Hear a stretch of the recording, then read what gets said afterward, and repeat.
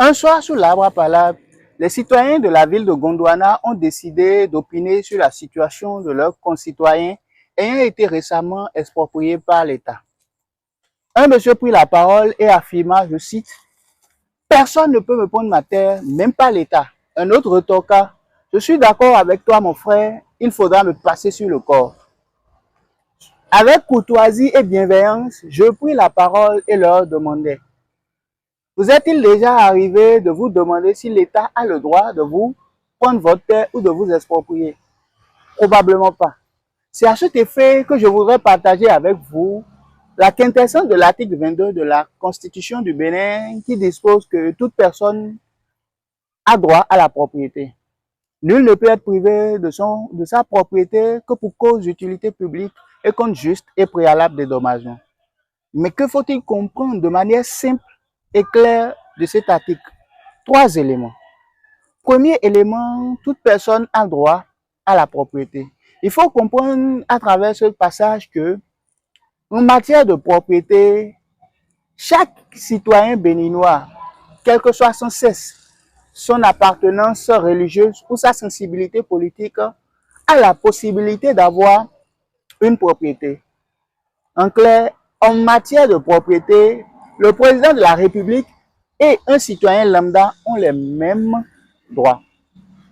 Mais il faut préciser toutefois que vous devez disposer des documents légaux attestant votre droit de propriété. Par exemple, pour une parcelle, vous devez avoir un titre foncier. Deuxième élément, nul ne peut être privé de sa propriété que pour cause d'utilité publique. Ici, il faut comprendre qu'en principe, personne ne peut vous priver de votre bien ou de votre propriété. C'est de votre propre chef que vous pouvez décider soit d'utiliser, soit de donner ou de vendre votre bien. Mais il peut arriver que l'État vous exproprie pour cause d'utilité publique. Et à cet effet, vous devez savoir que l'utilité publique ici renvoie à un édifice qui va servir à la collectivité. Par exemple, on peut vous prendre votre terre et y construire un centre de santé ou une école.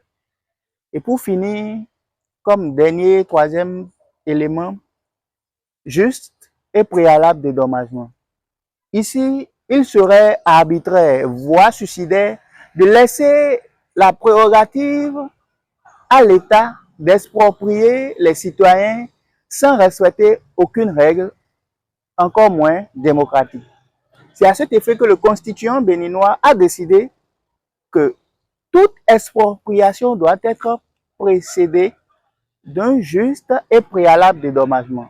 La justesse du dédommagement s'apprécie bien évidemment par rapport à la qualité et à la quantité du dédommagement. À cet effet, ou à titre illustratif, on ne peut pas vous exproprier une terre ou un domaine sur lequel vous avez construit votre villa et vous dédommager avec une entrée couchée quelque part dans les bidonvilles du Gondwana. Cela s'apparente clairement à la violation de votre droit de propriété. Dans le prochain épisode, nous allons vous expliquer dans ces cas, lorsque votre droit de propriété est violé, quels sont les mécanismes que vous pouvez enclencher pour avoir gain de cause. C'était ma part citoyenne.